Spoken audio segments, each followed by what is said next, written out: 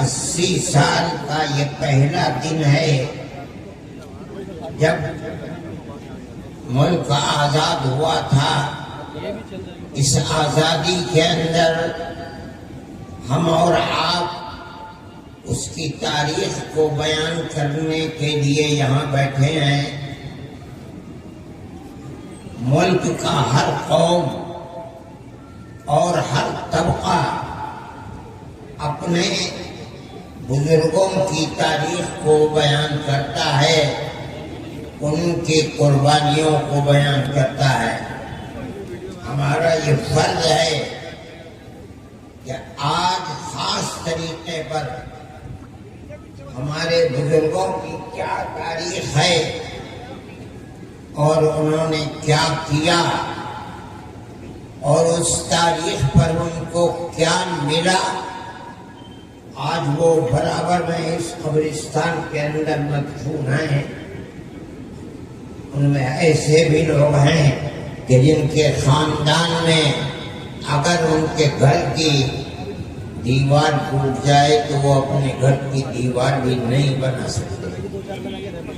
میں اپنے ان بزرگوں کی تاریخ کو بڑے مختصر انداز میں آپ کے سامنے بیان کرتا ہوں، نہیں میں دنیا کے سامنے بیان کرتا ہوں۔ جن لوگوں نے ملک کی آزادی میں جیلوں کی صعوبتوں کو، کٹھنائیوں کو جھیلا ہے، انہوں نے ملک کی آزادی کے بعد اپنی ان محنتوں کا پھل پوری طرح حاصل کیا ہے۔ ہمارے اکابر وہ لوگ تھے جو اس قبرستان میں موجود ہیں، کوئی مائی کلال کہہ نہیں سکتا کہ ملک کی آزادی کے بعد ملک سے انہوں نے ایک کوڑی کا بھی فائدہ اٹھایا۔ میرے بھائی، یہ دارالعلوم دیوبند ہے۔ دارالعلوم دیوبند کی بنیاد کا مقصد ہی ملک کی آزادی ہے۔ آپ اگر تاریخ کو پڑھیں گے تو اس تاریخ سے یہ پتہ چلتا ہے، حضرت شیخ الہند رحمۃ اللہ علیہ فرماتے کہ میں جانتا ہوں حضرت نانوتوی نے دارالعلوم کو اس مقصد کے لیے آباد کیا تھا۔ لیکن میں ایک بات کہتا ہوں کہ کیوں آباد کیا؟ آپ کے سامنے یہ تاریخ رہی۔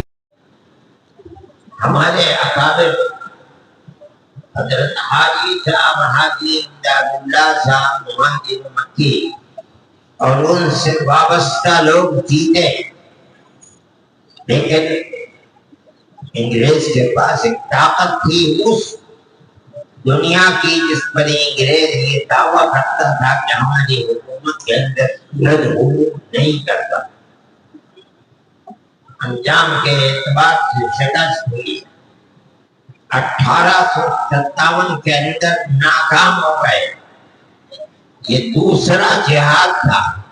دنیا یہ سمجھتی ہے کہ 1857 کا آزادی ملک کے لیے جہاد پہلا جہاد ہے، مگر وہ نادان تاریخ سے ناواقف ہے۔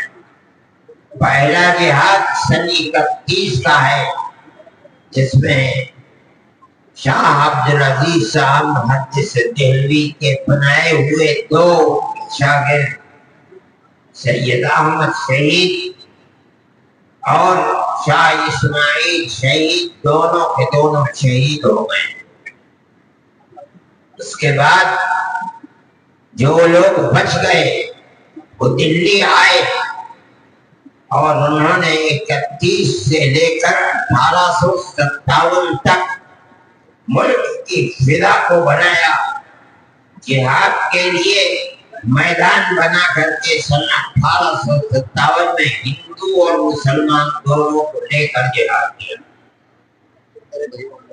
اس جہاد کے اندر بھی سنبھل، مراد آباد، دلی، میرٹھ، دیوبند کے قریب یہ گاؤں ہے، گاؤں والے جانتے بھی نہیں۔ بھلاس اور سانپڑا، ان دیہاتوں کو آگ لگا دی گئی کہ یہاں کوئی مکان نہیں رہ گیا. یہ ان لوگوں کو